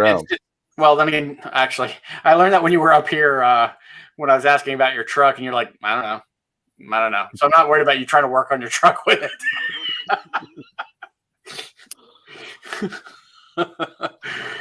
which I find funny because I'm like, I love cars and I love figuring out This will how. make it funnier. My dad owned a gas station and ran the shop for about 15 years. Was he just like, I've given up on Chuck? He can hold He the didn't flashlight. teach me a fucking thing, man. It's because you're too busy holding the flashlight. Oh, he taught me one thing. He taught me how to do the change disc brakes. There you go. That's it. That counts. Yeah. So, Josh, have you been following what's going on with the chip shortage and the specifically the Ford? Yeah. That they're parking like tens of thousands of trucks in like Kansas City or whatever it is. Yep. Man, I can't wait till the chip shortage starts coming through. Oh, actually, did you hear why they lost their chips? No. So chips are based on the same idea as a commodity market. So what happens is when you place your orders for chips, you're not actually buying chips that are in stock, you're buying futures. So in 6 months, I'm buying X amount. And as they come off the line, Ford and a couple other companies got the bright idea that they were basing their ordering based on their revenue. So they went and canceled orders, which doesn't mean that they lost their orders. It means that they got pushed to the end of the line. And other people took up their futures. So basically, when they realized that, oh crap, number one, the union wouldn't let them shut down the plant. So the unions are still pumping out trucks, but they gave up their chip allotments, and other people took them over. So now they're at the back of the line. So, and they're saying that line is almost a year and a half long. Yeah. So, and they're saying that the chip manufacturers aren't short. But to grow a ingot of silicone takes 6 months to grow it. I mean, because it's grown, it's a solid piece of, and then they slice it into wafers. Well, right. So they're saying that those manufacturers right now are running at the same capacity they were at maximum capacity. Their downtimes are lower because they're having more demand, but each wafer or each thing takes essentially 6 months to grow. So it's not like they can increase capacity. It takes 6 months to increase capacity to even just add a little bit more. Yeah. So that's why Ford and those guys are screwed because they gave up their futures. And now there you go. I have a question. Mm-hmm. I'm not sure how smart of a question it is, but everybody's talking about a chip shortage, and they're also thinking that has something to do with general electronics, like quads and shit. Mm-hmm. Now, So, is there a chipset shortage, or is it just the silicone shit for the motor company because of the bullshit you're talking about? Well, it's silicone, period. So the white wafers themselves, so now that all the other consumer markets have taken over those futures, the silicone's being shipped to other people. It's just a matter of they can't keep up. And there's also a problem with the shipping containers. So during COVID, the U.S. was still a major consumer. So all the cargo containers are being shipped over to the U.S. on these cargo vessels. Well, now we have a massive surplus of cargo vessels in the U.S. because we have nothing to ship back to them. We were shipping back scrap and waste and stuff like that. Well, since people weren't scrapping cars and they're not scrapping metal and there wasn't a general labor, all these containers are sitting in the U.S. And no company is going to pay the money to load a cargo container completely full of empty containers to ship it back to China. So, and China doesn't have the resources or Asia doesn't have the resources to make the cargo containers.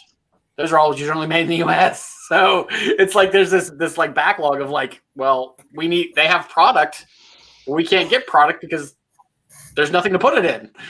Yeah. A lot of our customers, or a fair amount, probably 35%, are in PCB manufacturing and electronics and things. Mm-hmm. Oh yeah. So it's nasty. You get it firsthand. Yeah. That's why I think the U.S. has started pushing people to like trying to get silicone manufacturers in the U.S., which is great, but still it's a 6 month lead from the time they start the process. Well, and that's what I keep telling anybody that brings it up. Oh, they're going to bring it to the States. No. That's all great, but it's going to be two problems. The first is, like you said, startup. Second is going to be nobody wants to pay the price of domestic manufacturing. Mm-hmm. Sure. So the fun part is even the wafer manufacturer, until even past the point of wafer manufacturer, there is absolutely zero human contact. Everything is robotic. From the time of the initiation of the growing of the initial seed through the slicing through the silicone manufacturer is all keeps it clean, human free. Yeah. So you basically have to build not only a cell to grow it, but a cell to slice it, to print it, to cut it, and that all has to be done in like clean environment. So that there's no way that's a quick. You're not even probably get that spun up in 6 months. Yeah, No. I'm behind end cars. Don't get it. Yeah, we don't know what that means, brother. No. Lost me there, double. Oh, man. Fuck. Tomorrow's going to be a shit day. Well, if you want to throw everything you just said to something that you probably know, but I know about the way Chinese exporters work. As Chinese exporters, the reason that you get the cheap price, besides slave labor, which is not where is not most of the savings comes in. It comes in because they don't get paid. They can sell a product, but they do not get paid for that product until that product ships, because they are 100% subsidized by the Chinese government, and the Chinese government is the one that's paying them. And that's basically all products that come from there that get shipped out.